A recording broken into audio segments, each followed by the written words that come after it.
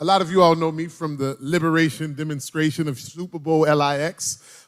But, you know, as I've grown in Islam, I've understand that there's so much purpose in what we should be striving to do outside of just getting money and living a comfortable life for ourselves. So I really believe that as we elevate in this deen, the more we read, the more we study the Quran, ponder on it, the more we pray, the more we get in tune with our true purpose, we'll understand that we are created to do more than just self-serve, but serve humanity. I believe we should, the more selfless we are, the more successful we are. I've been Muslim 17 years, and a true Muslim loves Allah and loves the Prophet Muhammad, peace and blessings be upon him, more than he loves himself, more than he loves anything in the world. And I always, when I was a young mustache in a religion, I always kind of not struggled, but I didn't understand that.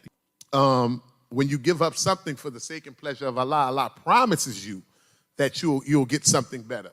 You know, Allah promises you that. And Allah also commands us to test his promise. So I gave up music for the sake and pleasure of Allah. I was an artist executive. But that was the highlight. So people used to, when I'm going back home, they were like, oh, you don't do no music no more? They'll bring, up to whatever. And I'll be like, and then I changed my name to Zül-Qarnaįn, 2016. So I was like, okay, that might have been the highlight for K Gates, K Gates. But I pray that God blesses me to do something better than that. That's not the epitome of my life as Zül-Qarnaïn. But in the third or fourth practice, I understood that I was here for a certain reason, for a purpose. That's when I got the inspiration. I can use this as an opportunity to show solidarity and show representation for our Muslim brothers and sisters that's going through these atrocities, these genocides, these hardships in Sudan and Philistine and Gaza. You did this on one end. You gave up what Allah doesn't want you to do for his pleasure, and Allah elevated you to a certain status and used you. Of course we're going to be tested. So are you going to pass that test? Or are you going to be like those during the time of the Prophet Muhammad who made excuses to not go to the different battles, who wanted to lay in their beds and lay up with their wives and whatnot? And Allah is going to tailor that test to you personally.